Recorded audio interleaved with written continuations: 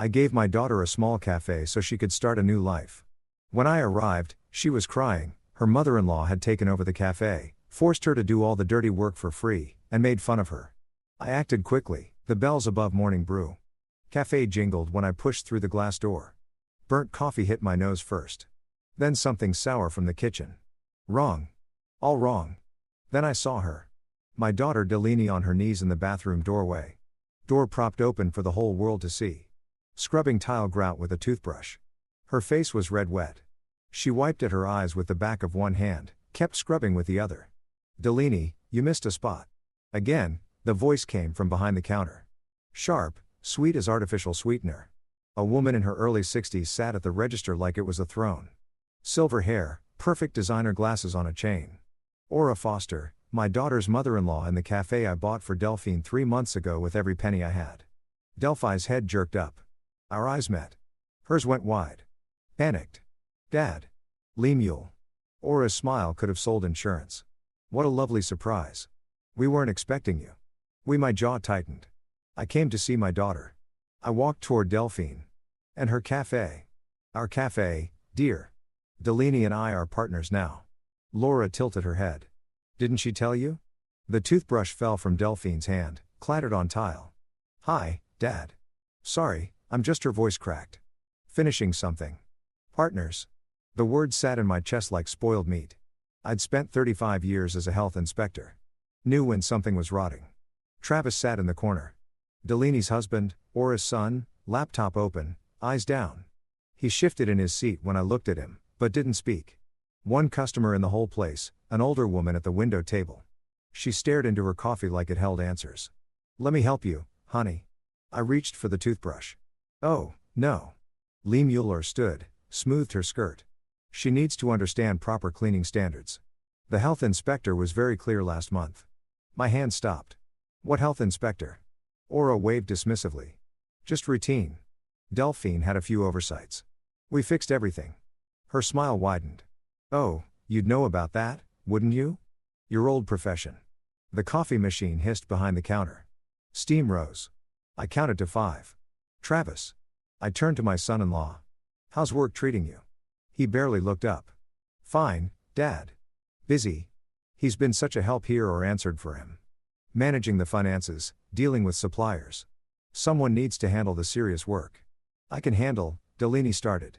Sweetheart, we've discussed this. Stick to what you're good at. Aura's voice dripped honey. The baking. Deli's hands curled into fists. She stood, grabbed a rag, moved to the nearest table, started wiping in circles. Fast circles. I ordered coffee from Aura. Not from my daughter. Had to. She poured it with theatrical precision. Tell me what you think of our blend. I've made some improvements to the sourcing. Our improvements. Every word. A tiny knife. The coffee was weak. Bitter. Wrong temperature. I'd shut down restaurants for less. Delicious, I said. My hand shook when I raised the cup. Coffee sloshed, spilled on the counter. Aura's eyes tracked the movement. Something flickered in her expression. Satisfaction, maybe. She pulled a towel from under the counter, wiped the spill with exaggerated care. No worries, Lemuel. Accidents happen. I wanted to grab that towel. Wanted to deep breath. Count to 10 this time. The woman at the window table stood, left without finishing her coffee. The bell jangled behind her. I'd love to see the partnership papers. I said, voice steady, casual. Business documents so boring. Aura laughed. Travis handles all that legal stuff. Isn't that right, honey? Travis nodded, said nothing. 35 years I'd inspected restaurants, watched owners lie, watched them squirm, watched them try every trick in the book. I knew guilt. I knew deception. I knew when I was looking at both. Well, I set down my cup. I should let you ladies get back to work. Oh, we're always working, Aura beamed. Running a successful business takes constant attention. Constant. But that's what family does, right? We support each other.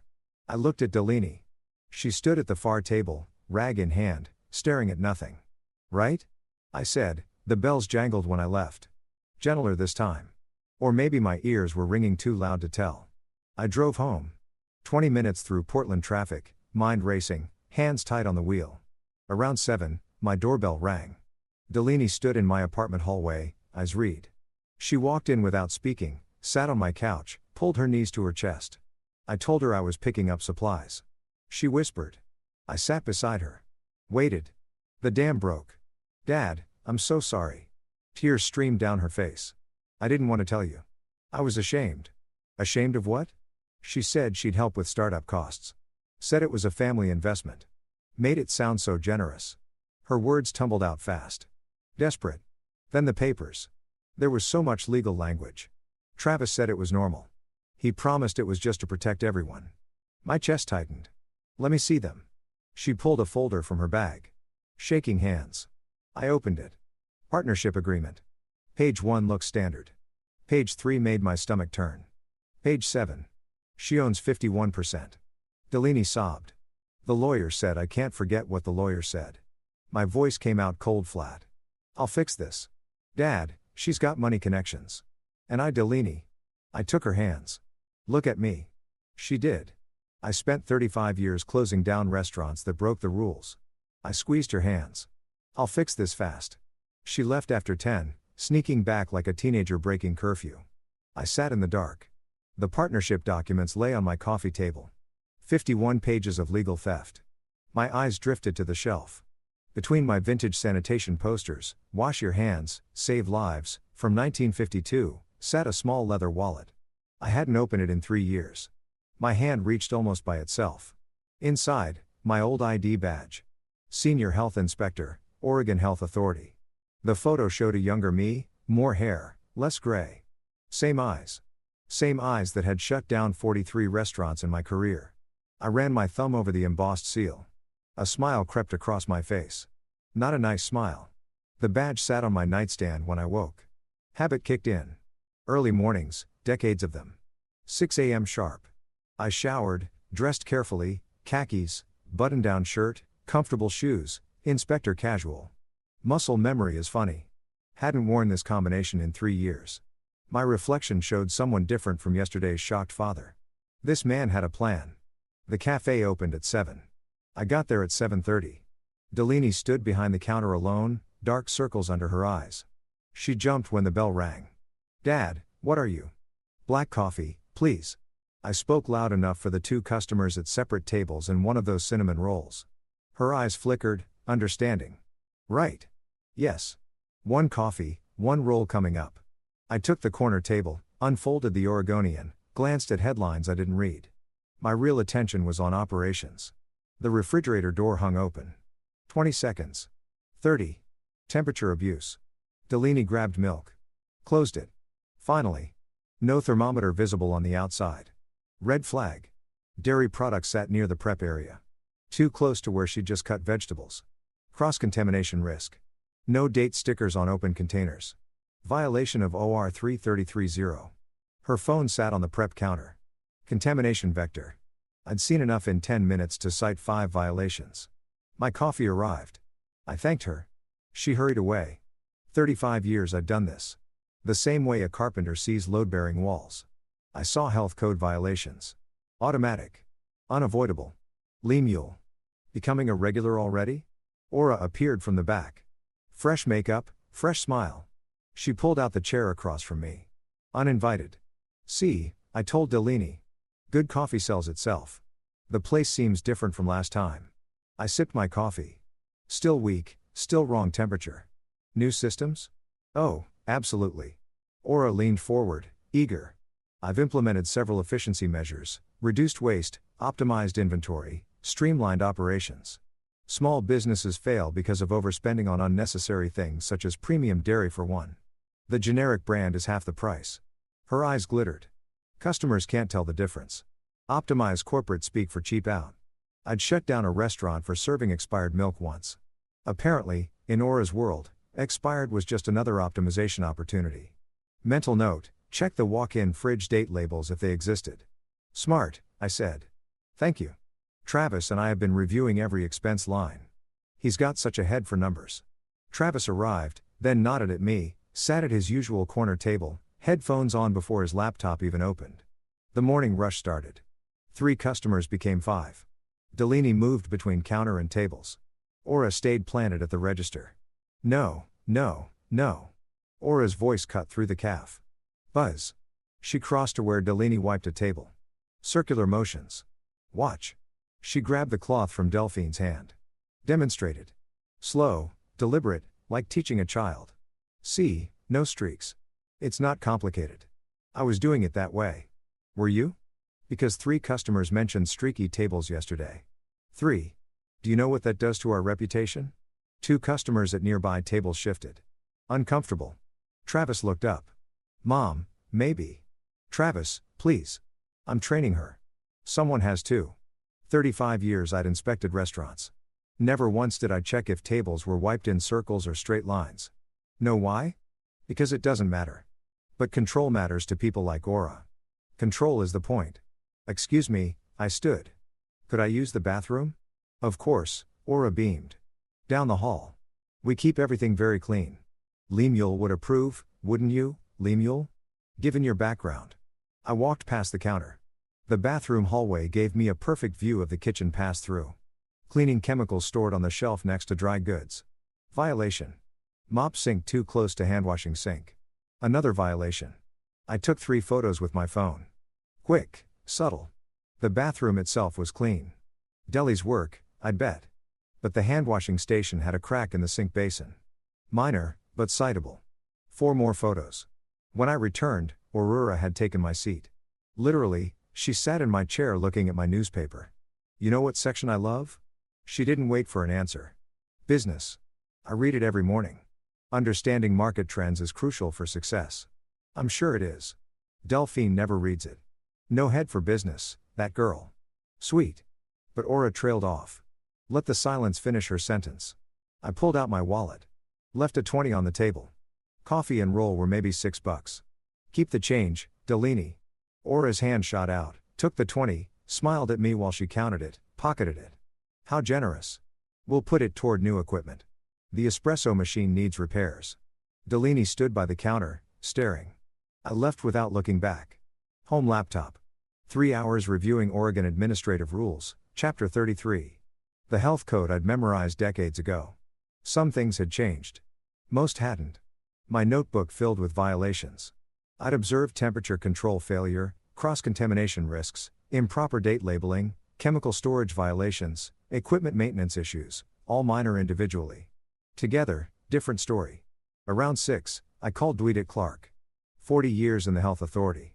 We'd trained together, worked together, closed down the Morrison Street Bistro together in 6 hours flat. He picked up on the 3rd ring. Lim Patterson, 3 years retired and suddenly calling about health code violations. What's the occasion? Can an old friend check in? His laugh barked through the phone. You never checked in once in 3 years. Spill it. Who screwed up? Hypothetically. I leaned back in my chair. Small calf. New ownership. Several or 333 violations. Temperature control. Date labeling. Cross-contamination risks. Hypothetically, his tone shifted. Professional. That's 3 citable offenses. How bad? Bad enough, but the owner's confident. Thinks rules don't apply. Those are always my favorite. Dwee's smile came through the phone. The confident ones. We talked for an hour about nothing, about everything, about the old days. You know what, LM? I miss working with you. The department's different now. Younger guys, all about computers and risk assessments. Nobody's got that instinct anymore, that feel for when something's wrong. I pulled open my old filing cabinet, the one I'd kept from my office. 43 years of contacts, inspectors, supervisors, department heads, people who owed me favors, people I'd trained, people who remembered when Senior Inspector Patterson shut down that bistro in 6 hours flat for flagrant violations. Martinez Chen O'Donnell. My finger traced down the pages. Do we? I said, voice soft. Someone's about to get a refresher course on Oregon Administrative Rules, Chapter 333. Time to see if Aurora Foster really understands what business optimization means. I hung up. In the silence of my apartment, I whispered 5 words to the empty room. Welcome to my world, Aura. 2 days after I'd whispered the threat into my empty apartment, I sat at my kitchen table surrounded by paper. Not just any paper. 35 years of accumulated knowledge, Oregon Administrative Rules, printouts, health code violation checklists, complaint form templates. My coffee had gone cold. Hadn't noticed. The filing cabinet in the corner stood open. Contact lists, inspection protocols, enforcement procedures. Everything I'd promised myself I'd forget in retirement. Funny how it all comes rushing back when you need it. I pulled up the Oregon Health Authority's website, official complaint form, right there in the public portal. Simple, clean, bureaucratic. But I didn't just fill it out. I crafted it. Every word chosen to trigger red flags. Multiple violations observed. Cross-contamination risks. Temperature abuse of potentially hazardous foods. Repeated concerns from vulnerable populations. Magic phrases, the kind that bump a complaint from routine follow-up to immediate inspection. I'd written 3,000 inspection reports in my career. This one felt different, better, more personal. My yellow legal pad sat next to the laptop. 4 stages outlined in my cramped handwriting. Stage 1, health inspection. Stage 2, social reputation damage. Stage 3, legal action. Stage 4, financial consequences. Stage 1 was almost ready, just needed the final pieces. My burner phone app downloaded the night before. Paid account, untraceable to my main number, sat open on my phone. I dialed Delaney. She answered on the first ring. "Hello, honey. You alone?" Silence. Then Travis is at his mother's. "Dad, what's going on?" "Listen carefully." I kept my voice level. "Tomorrow when you close, I need you to forget a few things. The date labels on the dairy. Don't replace them. That temperature log by the walk-in. Maybe you're too tired to fill it in." Long pause. "You're setting her up." I'm letting the truth show itself. I gripped the phone tighter. "Will you help me?" Her voice dropped to a whisper. "What time should I expect?" "Truth. Day after tomorrow. Mid-morning. You'll know when." After we hung up, I stared at my laptop screen. The complaint form was complete. Perfect. Devastating. My finger hovered over the submit button. This was it. Once I clicked this, I'd be using 35 years of professional knowledge to target my own daughter's business. Sure, Aurora had created the violations.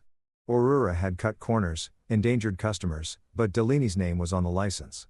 Her calf, her dream, the one I'd bought with every penny I had. I remembered her face on her knees, scrubbing grout with a toothbrush, crying. Click submit. The coffee shop Wi-Fi made the upload smooth. I'd driven to a Starbucks blocks away at 3 o'clock in the morning. Paranoid maybe, but complaints were logged with timestamps and IP addresses. Back home, I opened my email. Confirmation from OA. Your complaint has been received and assigned reference number 2025 PDX 11847 stage 1 in motion. Late afternoon, my phone rang. Dewey's name on the screen. "You still up?" His voice was warm. "Of course you are. Tell me." Pulled up the complaint.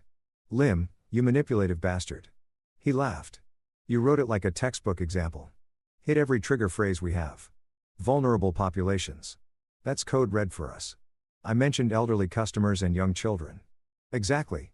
Makes it high risk. Automatic priority response." Papers rustled on his end. "Complaints flagged. Should get assigned to a team within 48 hours. Should will. I'm monitoring it personally. Not because you asked. Because the complaint warrants it. Everything by the book. Lim. I'm not breaking protocol. Your complaint just happens to be perfectly written. You trained me well." "Yeah, I did." His voice softened. "But Lim, stay away from the scene when it happens. You can't be anywhere near Morning Brew that day. If there's any connection between you and the inspection, I understand. Do you? Because Aura sounds like the type to ask questions. Why now? Why this timing? You visited her cafe recently, right? As a customer, as a father. That's what you tell her if she asks. Nothing more. Got it. I promised. Meant it mostly." Evening came. I opened my laptop, writing the high of my complaint submission. Stage 1 was working. I could feel it.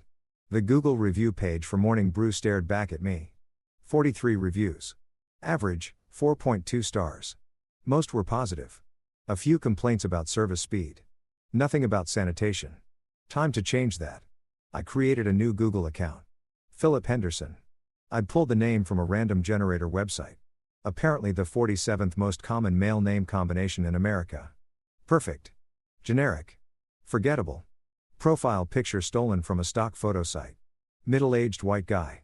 Slight smile. Blue shirt. Could be anyone. Could be everyone. Philip Henderson.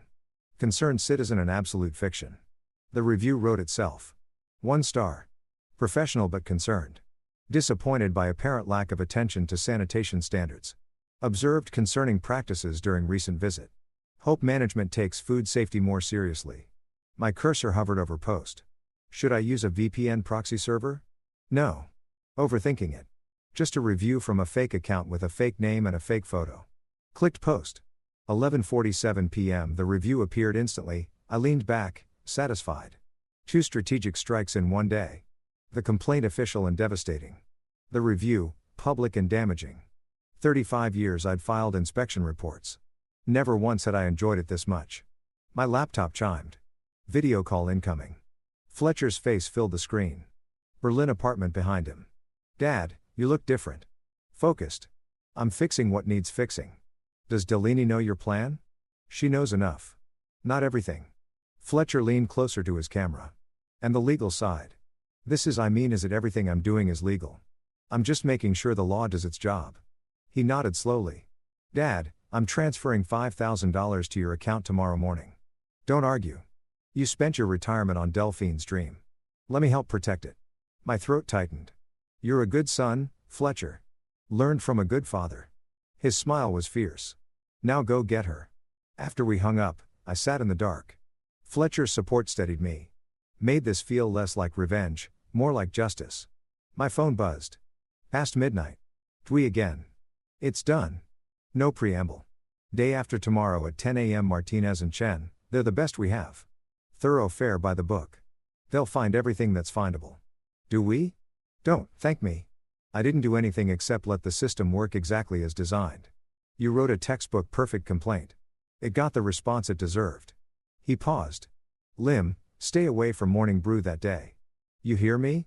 If Aura suspects any connection, I understand. But I knew myself. I'd spent 35 years watching inspections unfold. I wouldn't miss this one. After we hung up, I sat listening to Portland's rain against my window. Stage 1 almost complete. 48 hours until Aurora Foster learned what 3 decades of health inspection experience looked like when aimed at her. My phone glowed. One new notification. Google alert. Someone had replied to my Philip Henderson review. I opened it expecting nothing. Aura, her verified business account. The reply was public, visible to everyone. We take all customer concerns seriously and would appreciate the opportunity to discuss your experience. Please contact us directly at your earliest convenience. We pride ourselves on exceeding all health and safety standards. Professional, appropriate, and underneath a threat. I'm watching. I see you. I will find you. Should have felt worried. Instead, I smiled. Let her watch. Let her waste energy chasing Philip Henderson's ghost. I had bigger problems lined up for her. Problems with badges and clipboards and the full force of Oregon administrative rules. Chapter 333. 2 days crawled by like wounded animals. I cleaned my apartment twice, reorganized my vintage sanitation poster collection, called Fletcher to discuss Berlin weather of all things. Anything to burn time. The morning of the inspection, I woke at 5. Couldn't help it. Decades of early morning inspections had programmed my internal clock. By 9:30, I'd violated Dwi's instructions. Been there, small calf, across Morrison Street for Morning Brew. Perfect sightline through both establishments' windows. I ordered cappuccino, made myself comfortable at the corner table. What temperature do you keep your milk? I asked the barista. She laughed. That's a weird question. 40 degrees. Manager's obsessed with the thermometer. Checks it like 5 times a day. Good manager. The cappuccino arrived. Perfect microphone. Heated to exactly 150 degrees if I'd bet money. The irony of drinking properly prepared coffee while waiting to watch Morning Brew gets cited for temperature violations. Sometimes life has a sense of humor. Usually a dark one. 10 a.m. sharp. White Oregon Health Authority sedan pulled up. 2 inspectors emerged. Woman with clipboard. Martinez. I recognized her from training sessions years ago. Man with digital thermometer visible on his belt. Chen, younger, methodical, all business, no social niceties. Through Morning Brew's large front window, I watched Aura's expression shift. Welcoming smile, then confusion, then concern. Martinez showed her badge. I couldn't hear the words, but I'd said them 1,000 times. Oregon Health Authority routine inspection. Aura's smile got bigger. Welcoming. She thought this was formality. Martinez didn't smile back. Professionals never do. Chen moved toward the kitchen. Aura's hand fluttered up, trying to redirect him. Her gesture said, "Let me show you around." Chen ignored her. Also professional. Never let the owner control the inspection route. I took another sip of excellent cappuccino. This was what justice tasted like. Turned out it tasted like properly steamed milk and other people's panic. Martinez spread out at the front counter, checking temperatures, opening containers. Chen disappeared into the kitchen. Delaney stood frozen by the espresso machine. Travis sat in the corner, laptop open, headphones on, deliberately oblivious. 40 minutes later, the inspectors emerged from the kitchen. Even from across the street, I could see Ara's face had gone pale. She was talking fast, gesturing, pointing at Delaney, at the kitchen, at the inspection report in Martinez's hand. The universal language of, "This isn't my fault, it's her fault."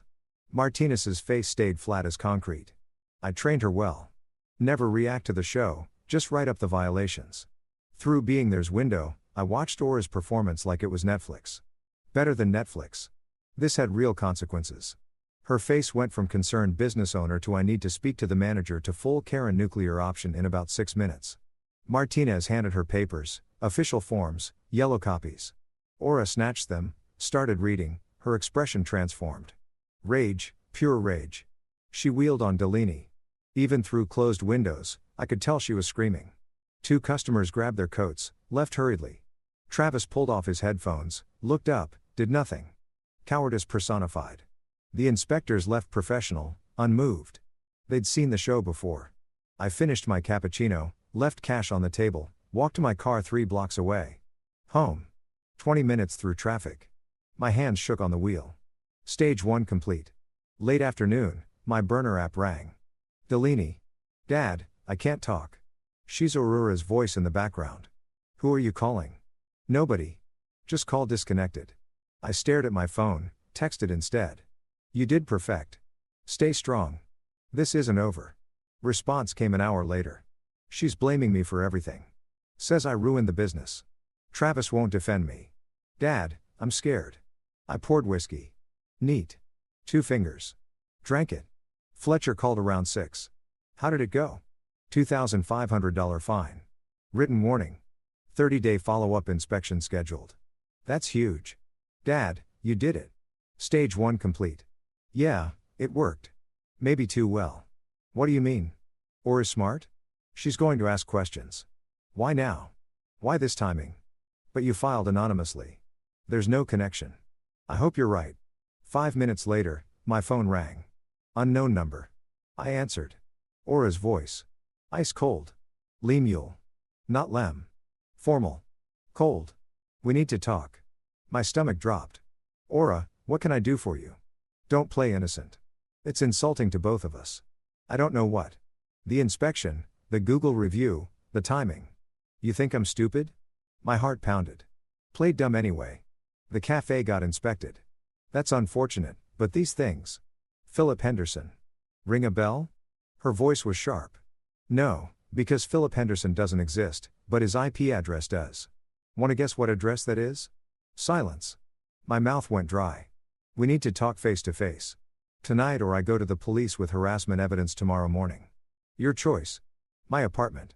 1 hour. See you then, Lemuel. She hung up. I sat on my couch. Phone still warm in my hand. Felt something I hadn't felt in 40 years of restaurant inspections. Fear. Not abstract fear. Real concrete fear. Aura had evidence, a lawyer, resources. She could frame this as harassment, stalking, interference with business. The Google review, my own stupid Google review, was proof I'd targeted her establishment. What if I had miscalculated? What if protecting Delphine meant destroying myself? I was 70 years old, no savings left, living on Social Security and a modest pension. One lawsuit could wipe me out. My apartment, my dignity, everything. My hand shook as I poured another whiskey. Then my phone buzzed. Text from Delphine. Dad, she knows you helped me somehow. She's coming for you. I'm so sorry. This is my fault. I read it 3 times. My fault, she said. No. I drank the whiskey. Put the glass down hard enough to crack it. This was Aurora's fault. She'd stolen from my daughter. Humiliated her. Turned her dream into a nightmare. I didn't start this war. I just wasn't going to lose it. 20 minutes until Aura arrived. I paced between kitchen and living room, wearing a path in my cheap carpet. I pulled out the partnership documents. 51 pages. 51 pages of legal theft. My phone buzzed.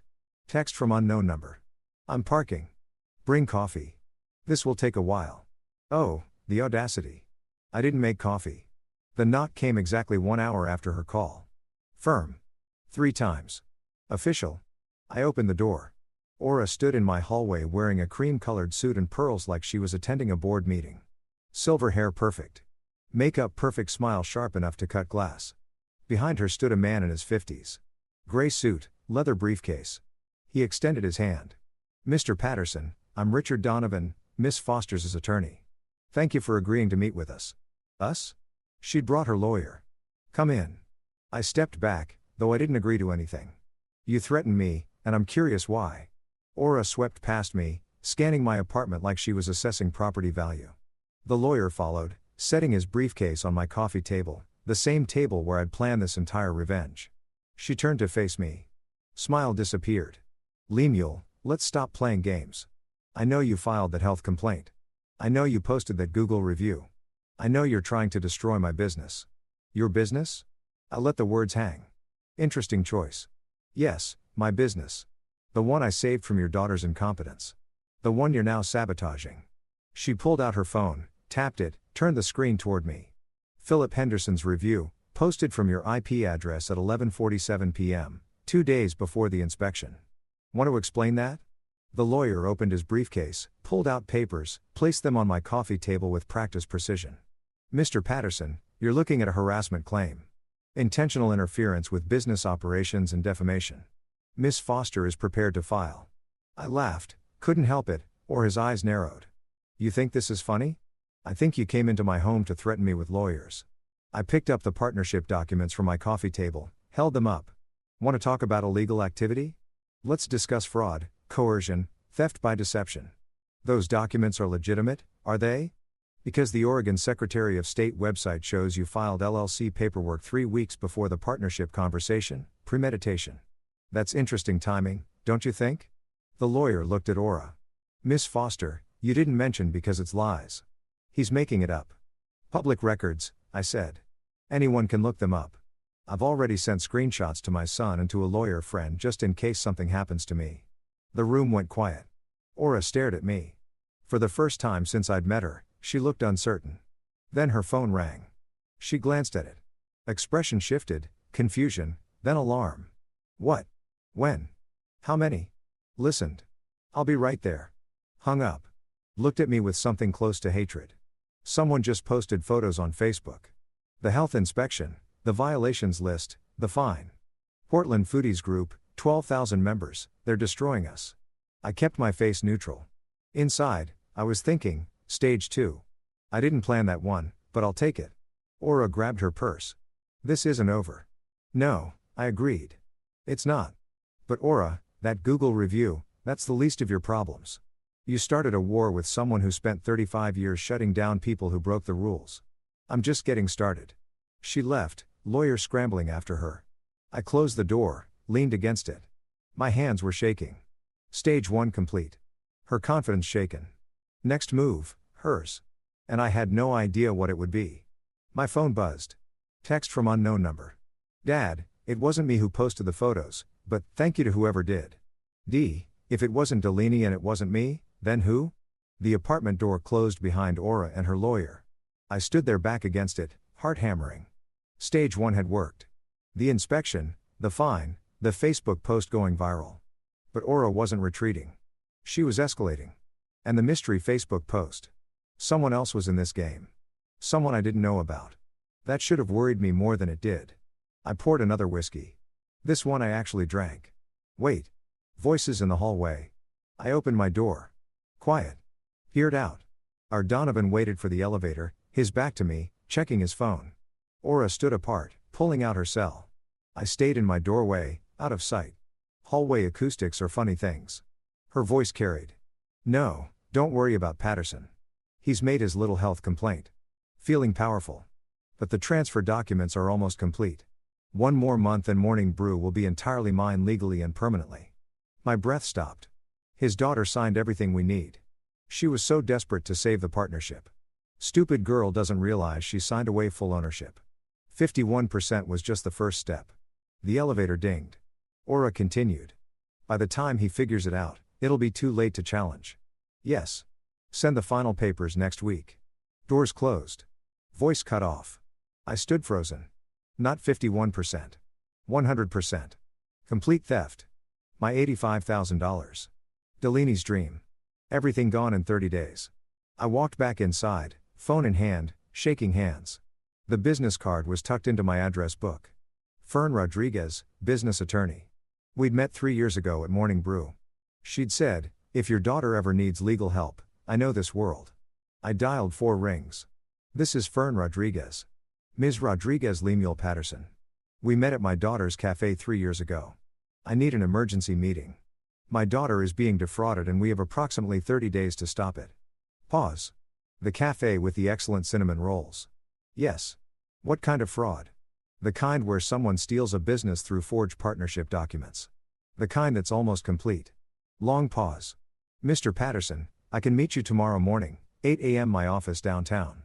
Bring every document you have. I'll be there. If this is what you say it is, we have very limited time. Oregon has strict statutes on partnership agreements.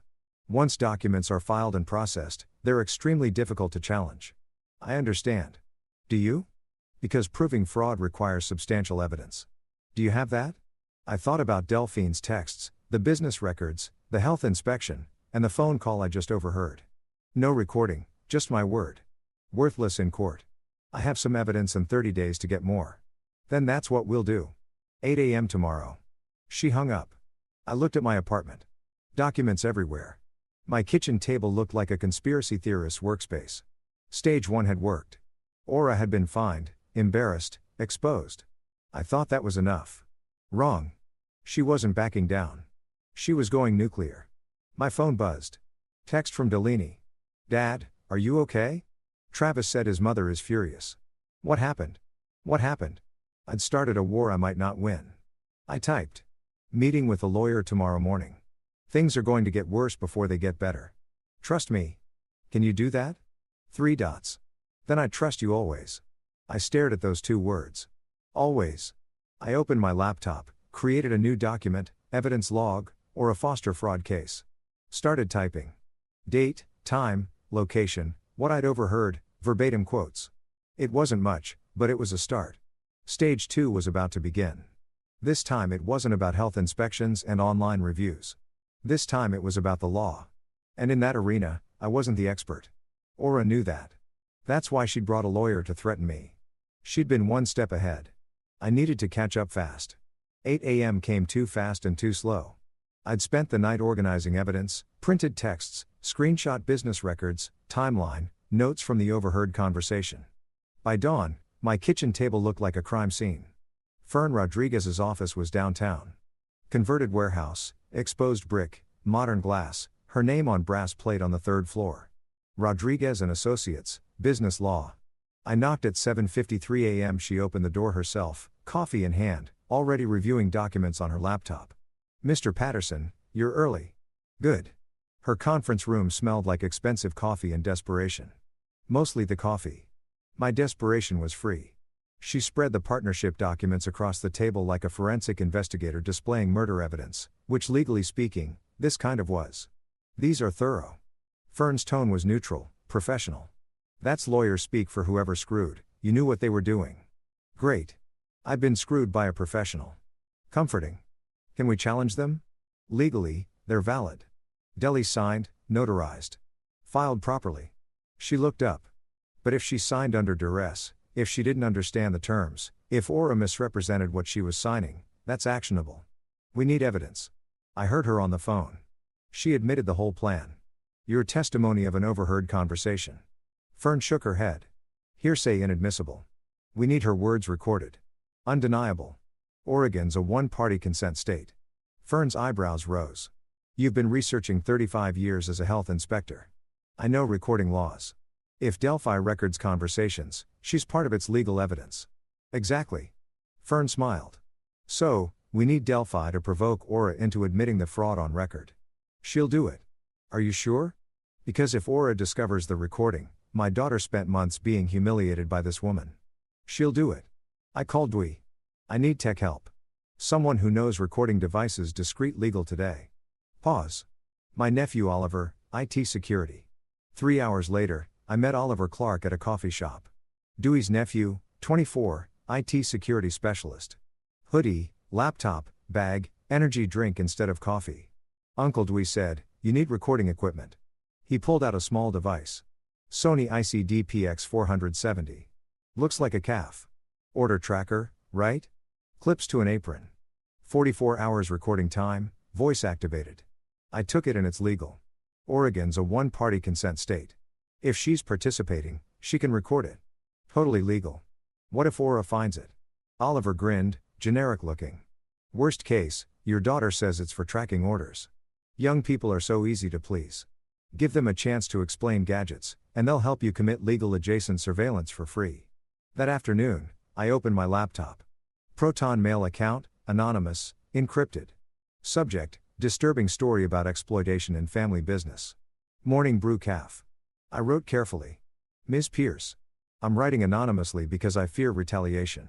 Morning Brew Café on Morrison Street. You may remember it for excellent cinnamon rolls.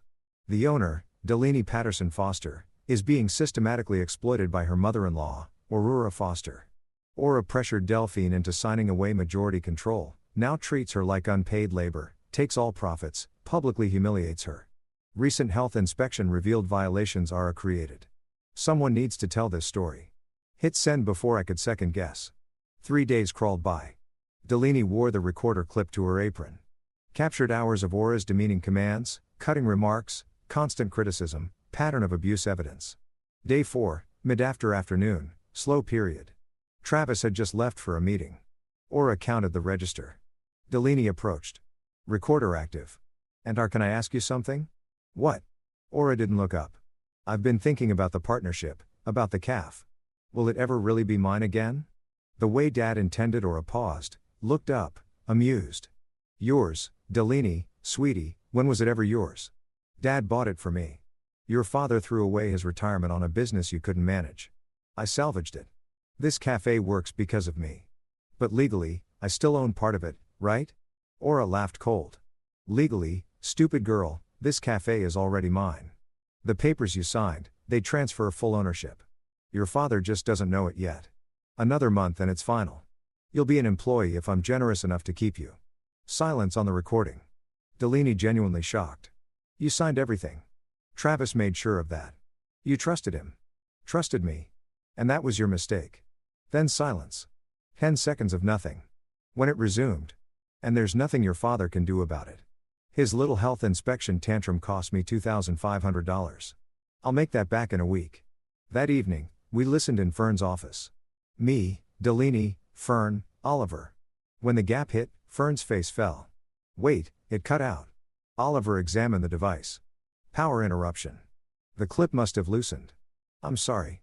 Of course it did. I laughed, slightly hysterical.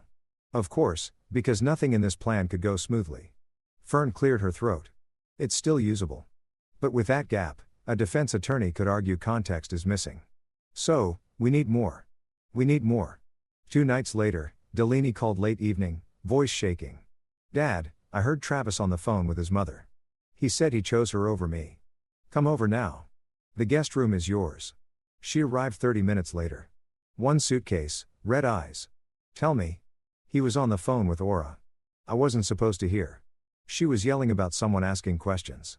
Some food blogger. Travis kept saying he'd handle it. Then Aura must have accused him of being weak because he said, her voice cracked.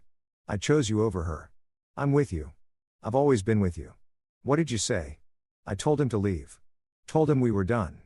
He tried to explain, but there's nothing to explain. He chose his mother over his wife. Simple as that. My phone pinged. Email address I didn't recognize. xfoodscene247gmail.com. Subject, REM morning brew situation. I opened it. Mr. Patterson, I'm guessing. I received your message. I'm Octavia Pierce. I remember Delaney. I remember her cinnamon rolls and her smile. I did some digging. Talked to regulars. Something's very wrong at Morning Brew. I'd like to hear Delaney's side. My article publishes in 3 days. Octavia. 3 days. I hadn't expected her to move this fast. I responded, thank you. I can arrange a meeting. Delphine is ready, but we need discretion. The people exploiting her have resources. Her response came within minutes. I can and will. This story matters. Portland supports its own. Tell Delphine I've got her back. I closed the laptop, looked at Delphine on my couch, suitcase at her feet. Marriage ended. There's a food blogger who wants to hear your story. Article publishes in 3 days. Will it help? It'll make the health inspection look like a parking ticket. She almost smiled. Good. I pulled up the evidence log. Added entries. Recorded admission from Aurora Foster. Partial confession. 10-second gap, but substantial incriminating statements. Travis Foster chose mother over wife. Delaney witness. Marriage ending. Support system secured. Social media investigation initiated. Public opinion campaign beginning. We were building a case. Piece by piece. Stage 2. In motion. Stage 3. Coming in 72 hours. My phone glowed with Octavia's last message. Portland supports its own. I smiled. Not a nice smile. Aura thought she'd won. Thought she had everything locked down. She was about to learn what happens when you underestimate a father protecting his daughter and a daughter who's finally done being the victim. 3 days later, I sat at my kitchen table with Delaney, watching her laptop screen refresh. Octavia Pierce's article had gone live at 6 a.m. By 6:30, 200 shares. By 7, 800. By the time we finished our coffee, around 8, we'd stopped counting. The title sat at the top in bold letters. The Dark Side of Morning Brew, a story of financial abuse and family exploitation. Below it, Delaney's story, not anonymous. She'd insisted on using her real name. People need to know it's real, she'd said. I'm done hiding. I'd been proud of her courage. Now, watching the numbers climb, I wondered if I'd prepared her for what came next. Internet justice moves fast, and it's never neat. Listen to this one, Delaney said, reading. I used to go to Morning Brew weekly until I saw how the owner treated her daughter-in-law. Never going back. Delaney deserves better. It has 847 likes. Keep reading. That woman Aura is exactly the kind of toxic person who ruins small businesses. I witnessed Aura screaming at Delaney for dropping a spoon. A spoon? The comments kept coming. Hundreds, then thousands. By noon, Morning Brew's Google reviews were flooded. 1 star, 1 star, 1 star. People posted photos of themselves at other cafes. Hashtags, support Delaney and I boycott Morning Brew. My phone rang. Do we limb? You crazy bastard. It's working. Everyone's talking about it. That's the problem. Everyone's talking. No, that's the solution. Public opinion is a weapon. You just fired it. He was right. But weapons have consequences. That afternoon, Aura posted a response. Official Morning Brew account. Delphine read it aloud. Morning Brew management wishes to address recent defamatory allegations. Management? I said she's calling herself management of your caf. Claims made are one-sided and omit crucial context. Morning Brew was facing financial insolvency when Ms. Foster invested capital to save it. Delaney scrolled. Oh, no. The comments. What are they saying? Top comment has 400 likes. Found Aura's burner account. Next one. This is exactly the gaslighting described in the article. She was making it worse for herself. Good. Let her dig deeper. Around 4 o'clock, my phone buzzed. Text from Delaney. Dad, turn on TikTok. Search Morning Brew. The video had 120,000 views. Aura red-faced screaming at Delaney in the cafe while customers recorded, you leaked this. You told that blogger lies about me. Delphine stood quietly, calm, while Aura unraveled. The comments were brutal, creative, hilarious. She's giving strong I want to speak to the manager energy, except she is the manager, and the manager's screaming at the owner. I screenshot that one for posterity. That evening, my email pinged. Unknown sender. Subject, your past. I opened it. Mr. Patterson, I've learned interesting information about your employment history. Specifically, your termination from County Health Inspection in 1999 for conflict of interest and ethical violations. My stomach dropped. 25 years. I'd kept that buried for 25 years. $20,000 cash. Instructions will follow.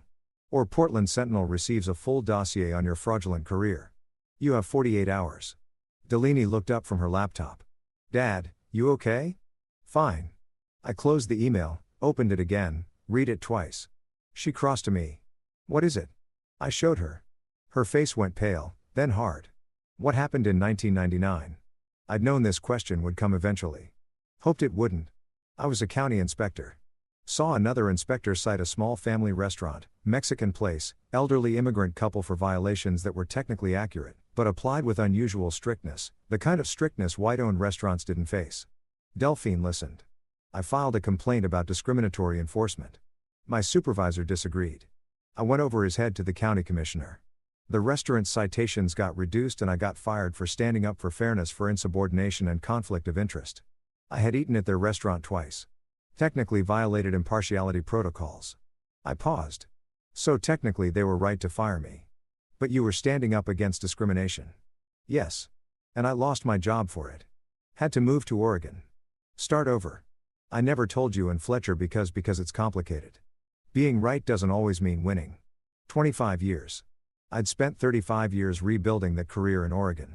One email could destroy it. 3 whissies. That was too many. I poured them anyway. What if Delaney believed Aurora's version? What if she thought her father was actually corrupt? Maybe I had gone too far. Maybe I should have just hired a lawyer from the beginning, filed a civil suit, handled this through proper channels. Instead, I'd orchestrated health inspections, manipulated social media, pushed my daughter to record conversations. Was I any better than Aura? I looked at my phone. I could call Fletcher, ask him to wire the money. End this or I could keep fighting. I drank the 3rd whiskey, then poured the rest down the sink. 3 was too many. I needed to think clearly. I opened a new document, started typing everything about 1999, every detail. If Aura was going to tell my story, I'd tell it first. My way. If my children couldn't understand that sometimes doing the right thing costs you everything, then I'd failed to teach them the most important lesson anyway. Delaney put her hand on my shoulder. Dad, you sacrificed your job to do the right thing. Now you're doing it again. That's not corruption. That's consistency. The email says you'll be disappointed in me. The email is from a woman who slaps her own son and steals from her daughter-in-law. She turned my laptop toward me. Look, public opinion is decided. You're the hero. Tell the whole story. They'll understand. When had she become so strong? Okay, I said. Tomorrow morning, I call Portland Sentinel. Tell them everything. My phone buzzed. Text from unknown number. 48 hours starts now. I know you're with Delaney. I know you're planning something. Pay me or I destroy you both. Oh. Not even hiding anymore. I put the phone down, looked at Delaney. Tomorrow morning, I'm calling Portland Sentinel and forwarding them this text. Blackmail is a crime in Oregon. She smiled. Fierce. Tomorrow morning. But tonight, let's watch her PR statement get torn apart. I'll make popcorn. We spent the next hour reading comments. Someone had edited the TikTok video to add dramatic music. Someone else created a bad business owner bingo card. For the first time in months, Delphine laughed. Really laughed. At midnight, my laptop pinged. Email from Octavia. Lim Portland Sentinel contacted me for an interview. They're doing a follow-up piece about systemic elder financial abuse in family businesses.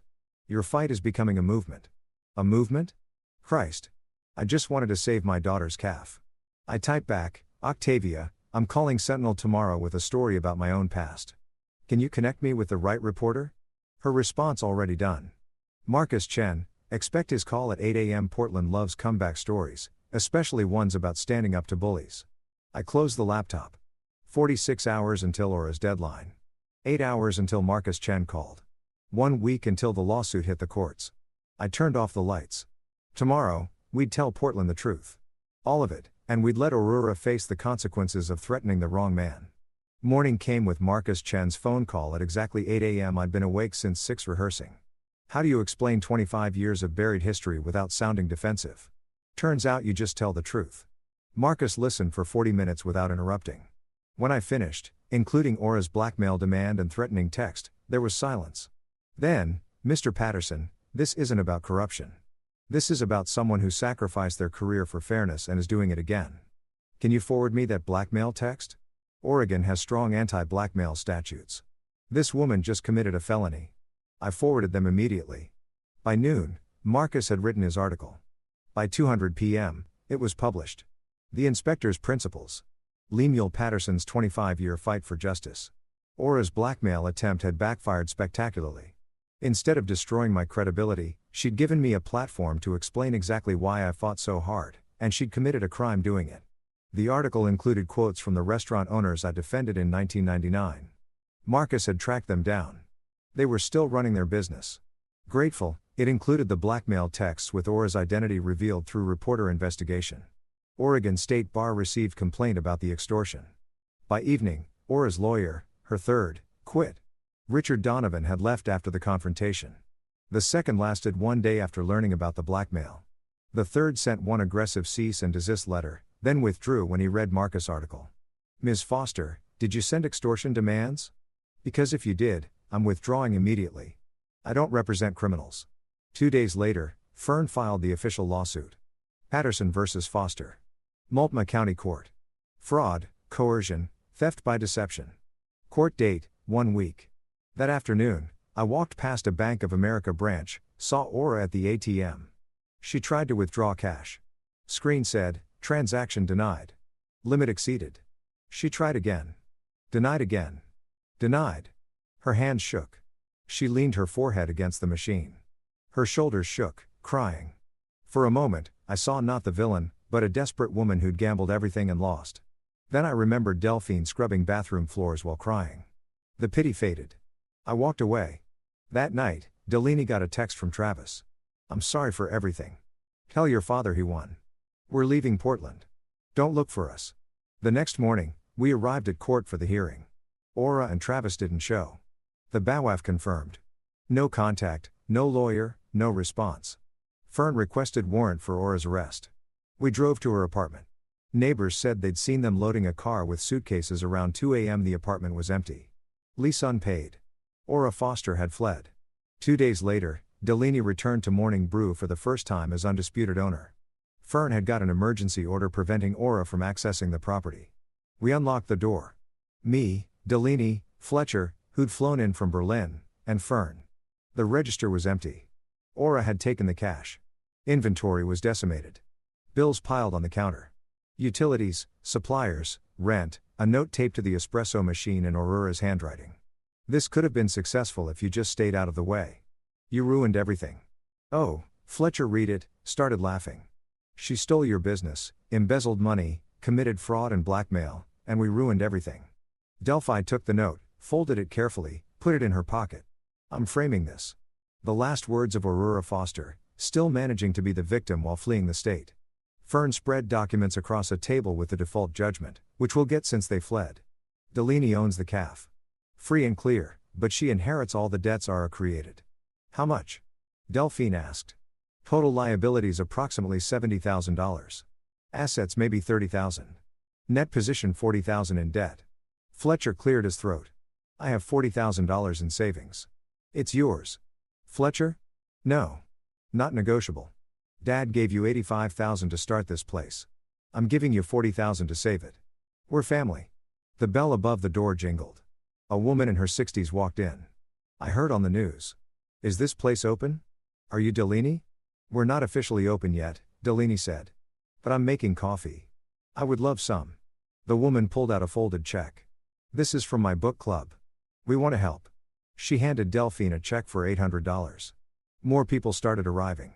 Some wanting coffee, most bringing donations, flowers, gift cards, checks, cash. One man brought a toolbox. I'm a plumber. Heard you might need repairs. No charge. By noon, we'd collected $6,000. By evening, $12,000. Volunteers scrubbing floors, painting walls, fixing hinges. Fletcher posted photos to Instagram. Morning Brew is rising from the ashes. Community support is incredible. 2,000 likes. That night, back at my apartment, I poured one whiskey. Celebratory. Delaney was asleep on my couch, exhausted, but smiling.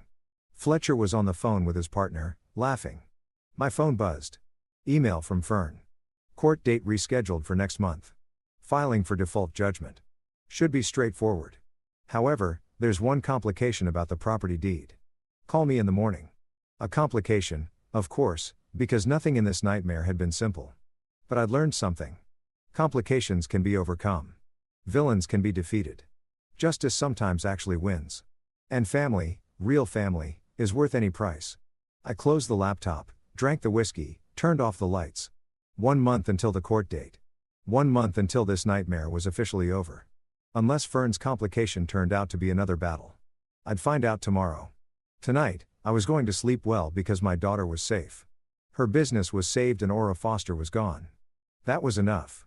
The complication turned out to be simple and devastating. Aura had cleaned out the cafe register before fleeing. $15,000. Community donations deposited as cash. Money Delaney needed for suppliers. Security footage showed her entering at 1 a.m. She still had keys. Theft. Stupid, desperate theft. I filed the police report at 8 a.m. Detective Morrison was unsurprised. Fleeing suspects grab whatever liquid assets they can. We've issued warrants. Warrants don't pay suppliers. By noon, I had a lead. We called. You sitting down? My buddy at PDX Airport Security ran the names. Aura Foster bought a one-way ticket to Las Vegas yesterday morning. Southwest departed 6 p.m. Travis was on the same flight. Las Vegas, of course, the city where desperate people gamble their last dollars, hoping for miracles. We flew out the next day. Me, Fletcher, Delaney. Detective Morrison provided Aurora's credit card trail, Motel 6, East Tropicana Avenue, 2 miles from the Strip, not the glamorous casino hotels, the kind of place where people hide when they've run out of everything. We arrived mid-afternoon. Nevada heat hit like a wall. 105 degrees merciless. The motel was sun-bleached pink stucco. Cracked asphalt. Aura's rental car sat in spot 47. Room 128. Ground floor. Curtains drawn. I knocked. Silence. Knocked again. Aura. It's Lemuel Patterson. We need to talk. Long pause. The curtain shifted. Someone looking out. Finally, the door cracked. Chain still on. Travis's face appeared, unshaven dark circles, looking 10 years older than 3 days ago. She doesn't want to talk to you. I don't care. Open the door or I call Las Vegas police. Your choice. The door closed. Chain rattled. Opened fully. The room smelled like stale cigarettes. 2 unmade beds. Empty wine bottles. Fast food wrappers scattered. Aura sat on the far bed back against the headboard. Yesterday's clothes. Her silver hair unwashed, tangled, no makeup. She looked small, defeated, nothing like the woman who'd swept into my apartment with her lawyer. She didn't look up when we entered. You stole $15,000 from my daughter's cafe before you ran, I said. Money community members donated. That's a new low. Silence. Why Las Vegas? I continued. Did you really think you could gamble your way out? Aura's voice came flat. I thought I don't know what I thought. That maybe I'd win. That maybe I'd have money to pay you back. Make it right by stealing another $15,000 on your way out. I panicked. I needed cash. The cards were maxed. I just grabbed what I could. Delaney stepped forward. That was money people donated to help me. Community members who gave out of kindness. Aura finally looked up, eyes red. I know what it was. Do you want to know why? Aura said quietly. Why I did all of it. Greed, I said. She shook her head. When my boutique went bankrupt 10 years ago, I lost everything. Not just money, my friends, my reputation, my place in the world. I was someone. Then, nothing. Just a broke old woman with failed dreams. She looked at Delaney. When you got that calf, I saw an opportunity. Not just to make money, to be someone again, to matter. I started with genuine help, but then I realized I could have this. I could own it. The cafe became my last chance to prove I was still worth something. So, you stole my dream to rebuild yours, Delaney said coldly. Yes, that's exactly what I did. Travis stepped forward. Deal Elfie, I know you hate me.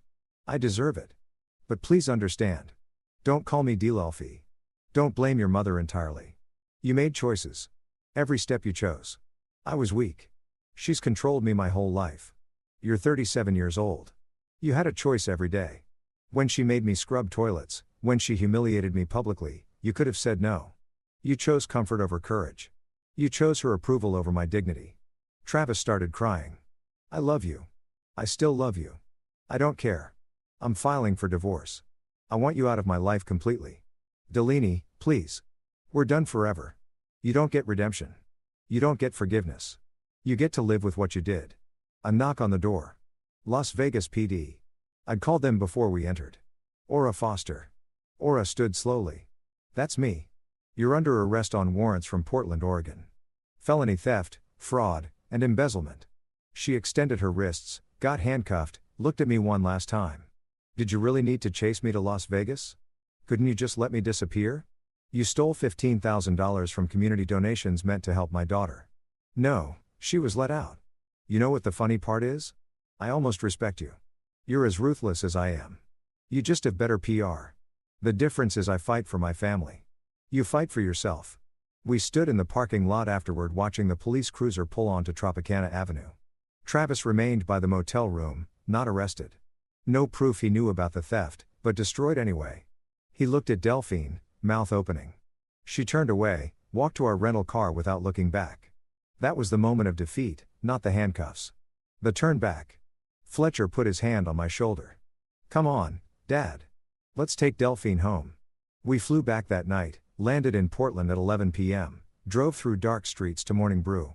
The cafe sat empty, temporarily closed sign in the window. I need to see inside, Delaney said. We unlocked the door. The interior smelled stale. Most inventory gone. Aura had taken it when she cleaned the register. Delaney picked up envelopes from the counter. Bills, unpaid suppliers, final notices, started opening them. Her expression never changed, but I watched the light dim with each envelope. Dad. Her voice was small. It's worse than I thought. How bad? She spread bills across the counter. With the stolen money, unpaid suppliers, legal fees, back rent, we owe $23,000 before we can even think about reopening. Fletcher spoke up. I have the $40,000 I offered. You already loan money. I can't take more. And $40,000 barely gets us operational. It doesn't cover inventory, staff, insurance. She looked up at me, eyes filling with tears. Dad, I won legally, but I lost everything anyway. Morning Brew is dead. I opened my mouth. Nothing came out. She was right. We defeated Aura. Gotten justice, but justice doesn't pay bills. Let's go home, I said finally. We'll figure something out tomorrow.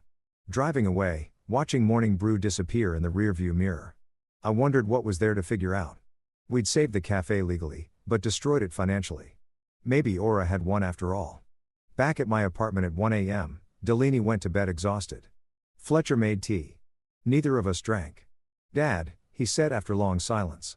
What do we do now? I didn't have an answer. For the first time in this entire nightmare, I genuinely didn't know. The next morning came too early. My phone buzzed. Missed calls, text messages, emails, numbers I didn't recognize. First text, saw the news about Morning Brew. We want to help Susan our second, read about Delaney. Attaching donation coffees on us. Portland Foodies Group. More texts, more offers. By the time Delphine woke, my phone had 73 messages. Fletcher's had 42. News of Aurora's arrest had made the Portland Mercury, the Sentinel, every food blog, and Portland had decided to do what Portland does best, take care of its own. Octavia Pierce posted at 6 a.m. Morning Brew needs our help. Delaney fought and won legally, but faces $23,000 debt from Aurora's destruction. I'm starting a GoFundMe. Who's with me? Within 2 hours, $8,000. Delaney read messages crying, Dad, listen. We're a commercial kitchen. We'll donate 20 pounds of flour and 10 pounds of butter monthly for 6 months. And this, I'm a licensed electrician. I'll update the wiring free. That's Portland, I said. We take care of our own. Fletcher looked up from his phone. There's a Facebook group. Save Morning Brew. 4,000 members organizing supply drives. Volunteer shifts. By end of first week, $31,000. 8,000 more than needed. 6 weeks of renovation followed. Fresh paint from volunteers. New tables donated. Equipment repairs at cost. Delaney's 8-year-old daughter, Faye, helped paint a mural. Stick figure woman holding a coffee cup like a shield. Mom the superhero. Reopening day. Line around the block. Local news coverage. Octavia documenting everything. Delaney's apple cinnamon pie sold out in 20 minutes. 6 weeks after that. Aura's sentencing. Moulton County Courthouse. Orange jumpsuit. Hair pulled back. No pearls. Judge Martinez. 18 months county jail plus $15,000 restitution. Before being led away, Aura asked permission to speak. Delaney, Mr. Patterson, I destroyed your family. I stole from you. Everything they said about me is true. I am exactly the villain everyone says I am. Her voice cracked. What I told you in Vegas was true. I wanted to matter again, and I destroyed your lives to get it. That's unforgivable. I'm not asking forgiveness. I'm just acknowledging what I did. For the first time, I'm telling the complete truth. I'm sorry. She looked at Delaney. Your cafe is beautiful. I saw photos online. You did that, not me. Everything good about Morning Brew was always you. Delaney stood, walked out without a word. Aura watched her go, nodded slowly. I understand. 1 month later, a letter arrived from Travis from jail. Unpaid child support from his first marriage. Delphine read it aloud. I'm not asking forgiveness. I'm writing to tell you I understand now. I wasn't just weak. I was complicit. I chose comfort over courage. I watched my mother hurt you and did nothing. That's cowardice. You deserve better. I signed the divorce papers. No contest. I hope Morning Brew succeeds. I won't contact you again. Travis, she folded it. Put it in a drawer. Didn't respond. 2 weeks later, an envelope arrived. No return address. Eugene postmark. $5,000 check. Note from Travis. Everything I could gather. She deserves this tea. I stared at it a long time. Then forwarded it to Delphine without comment. She deposited it without comment. 6 months after reopening, Morning Brew thrived. Not wildly successful, but stable. I sat at my usual corner table most mornings. Newspaper, black coffee. Delaney behind the counter chatting with customers. Faye doing homework at a table. Fletcher video called weekly from Berlin. His photo hung on the cafe family wall next to my vintage sanitation poster. Octavia came in twice weekly writing a book about Portland's food community. Morning Brew featured prominently. Travis sent child support payments on time, never with notes, just checks. Delphine deposited them without comment. Aura still had 8 months left. Delaney never visited, didn't plan to. Aura wrote letters occasionally. Delphine didn't open them. Kept them in a drawer, not for closure, just because throwing them away felt like caring enough to make the effort. The cafe was Delian's, fully hers. No one could take that away. It wasn't the life she'd imagined when I first gave her the keys. It was harder, more complicated, built on rubble and community goodwill, but it was hers. One Saturday morning, someone asked me, was it worth it all that fighting? I looked at my daughter, smiled slightly. Ask me in 10 years, because that's the truth. Victory isn't a moment, it's what you build after. Fletcher appeared on video call at the bar. Dad, you know what's funny? Aura thought an old inspector would be easy. She forgot. I spent 35 years shutting down establishments that thought they were smarter than the rules. He laughed. That's the most you've ever sounded like a movie hero. Heroes don't exist, Fletcher. Just stubborn old men who refuse to let bullies win. Dad, Delaney called from the counter. Order up. Your cinnamon roll is ready. I walked over. She watched nervously. I bit into it. Chewed.